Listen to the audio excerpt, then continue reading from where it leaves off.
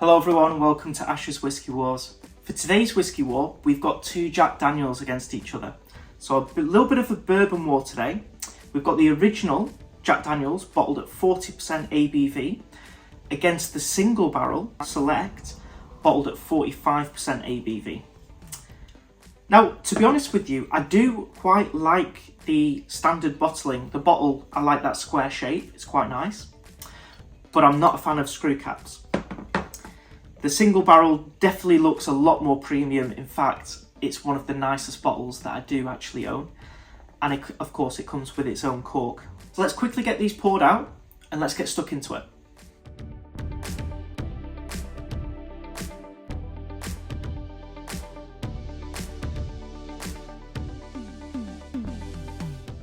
So these are two Tennessee whiskies, and as you guys know with my reviews, I'm going to simply nose them and then taste them and talk about their similarities but also their differences, and then finally their price and would I recommend buying them, and if so, which one is better for the money, which is such an important feature on this channel, because just because it's better doesn't also mean that it's worth buying if the price increases so much more. So let's get straight onto the nose on the Jack Daniels, the standard one. Straight away you're greeted with this huge amount of caramel on the nose. But at the same time, there's just a faint bit of wood varnish, nail polish, that acetone note. That is something actually that I really dislike in a lot of younger bottom shelf bourbons. But I have to say, with the Jack Daniels on the nose at least, the caramel nature of it is so intense that it overpowers that. So it's not something that's too prominent on the nose, which really, for me, is a lifesaver really. Lots and lots of maple syrup. I almost got a faint hint of orange. I wouldn't really say there's any form of spices on there, just a faint bit of cinnamon. It's not spicy, it's not spirit forward. It's actually, dare I say, and I don't want to say, a little bit smooth. It simply tastes like maple syrup, touch of orange, but a lot of caramel sauce, with just a faint bit of maybe a little bit of cinnamon on there. And actually I'm getting a little bit of nuttiness as well on the nose. So it just reminds me of being at a bar and getting served those salted nuts in a bowl. It's not a complex nose, it's not an overpowering nose. My nose can get right into the glass of this whiskey. I would say for a bottom shelf bourbon, that's not bad on the nose. Not too bad. I mean, for me, I would personally want a lot more complexity on a nose of a whiskey.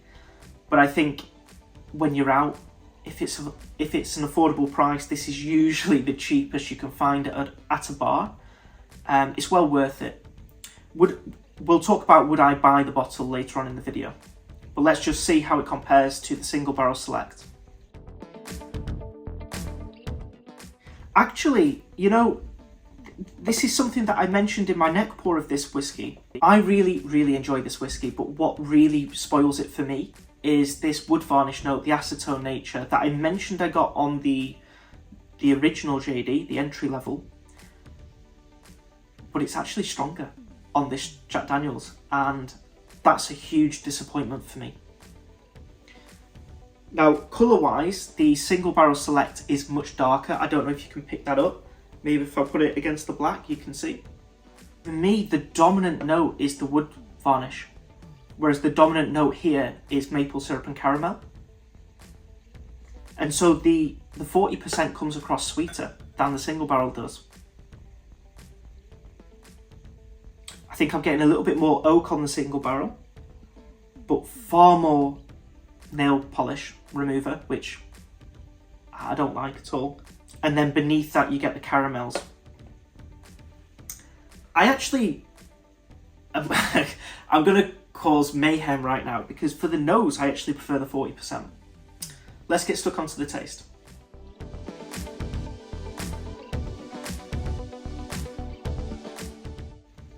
Actually more nuttiness than what you get on the nose, which I like. I really enjoy the nuttiness that some bourbons can give you. And I do get some more nuts on the taste.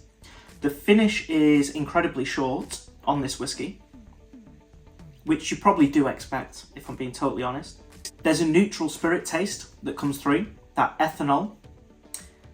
It doesn't make it taste very alcoholic, let's say, but the flavour of neutral spirit, of vodka, that is in this glass with that nuttiness.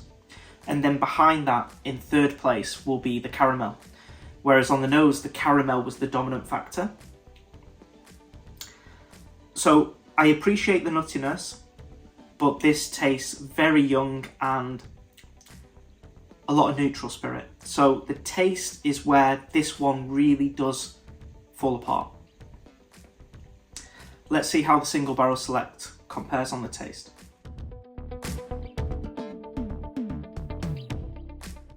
Night and day difference. I am actually picking up a little bit of nuttiness in this whiskey that I don't think I mentioned on the neck pour, because I was getting different notes. I think going off the original, getting that nuttiness, it's prepared my mind a little bit for this one. And there's some carryover there, which I like.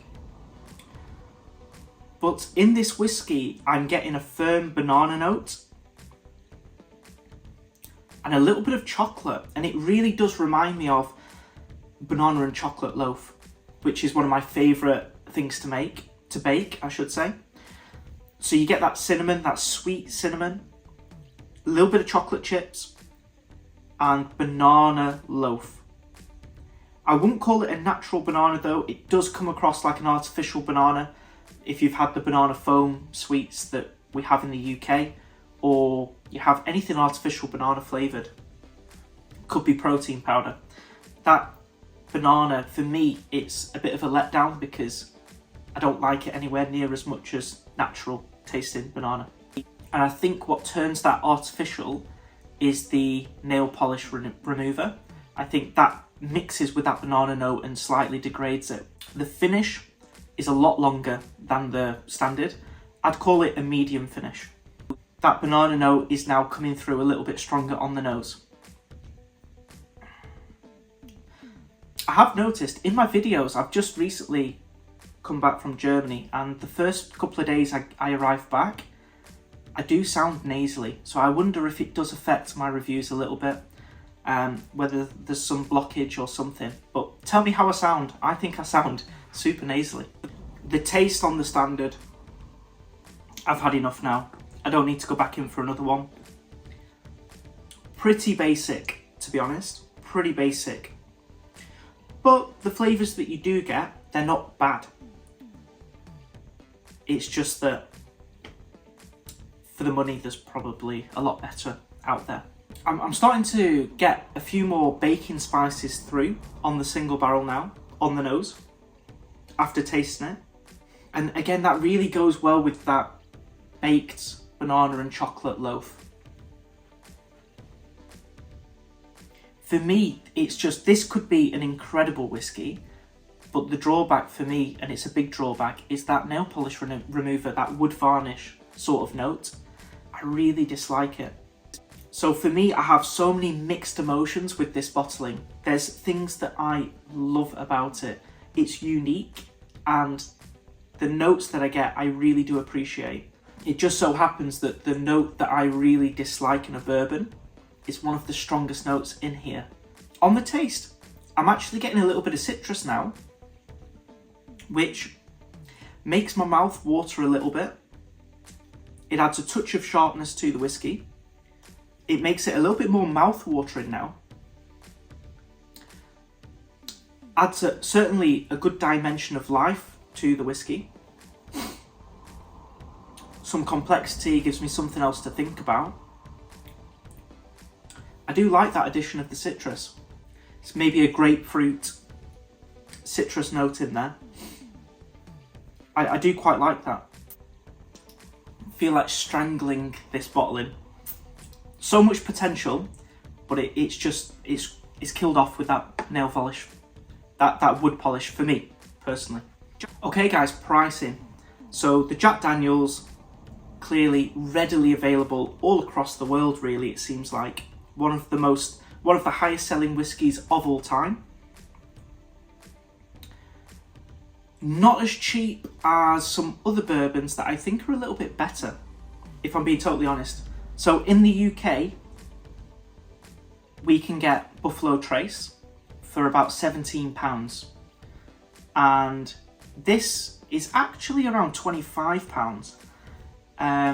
You will be able to pick it up on sales for £20 quite easily. But that RRP is a little bit steep, and that is the one thing that the price is there because of the name. Everyone's heard of it, and so everyone naturally tries it when they go to buy bourbon. First thing you probably think of, if you're not that into whiskey, is Jack Daniels. So that's how they get away with that pricing. I do think it's overpriced for the quality that you do get. That being said, it's not super offensive as a bourbon, to be honest with you. I've certainly had one or two bourbons that I think are worse than this bourbon. Would I buy this one again? No, I wouldn't. Like I say, I named Buffalo Trace, but there's plenty of others. Bullet Bourbon, you can buy for cheaper than the Jack Daniels in the UK. I would rather shoot for that. Woodford is a similar price to the Jack Daniels as well. Jim Beam, there's plenty of competitors. I'm not sure it would fare too strongly against a lot of them. The Single Barrel Select is priced in the UK around £40. I think it's a little steep, purely because that one note that I keep talking about that I just really don't like. In the UK though, this does hit sales and you can pick it up for £30. And I think for £30, this is well worth picking up. So I would say wait for a sale on the Single Barrel Select if you're from the UK. I think it's worth it. At £30, this gets the firm thumbs up. And I would say with the Jack Daniels, if you could find it for £17, £18, it's worth picking up. But I wouldn't pay over $20 for it. So for me, the winner today is very easy. It's the Jack Daniels Single Barrel Select. And to this day, this gives me notes that I don't get on other bourbons. So I really do want to send some appreciation this whiskey's way. But I'm not in love with this whiskey, and I wouldn't actually buy this whiskey again for me personally. But that's purely because I review whiskies and I like to buy new whiskies all the time. The Jack Daniels that I'm looking for now is I'd love to try the single malt, but the cask strength, the barrel proof of this. I have high hopes for that because this one's showing me a lot of potential. Just doesn't quite get there for me. Okay guys, that concludes this battle between the Jack Daniels and the Jack Daniels Single Barrel Select. I do hope you liked the video. If you did like the video, please click like on the video. Please share the video, and most importantly, please click that subscribe button down below. That really does help the channel out, and I really would appreciate it. Thank you so much for watching, and I hope to see you all for the next Whiskey War.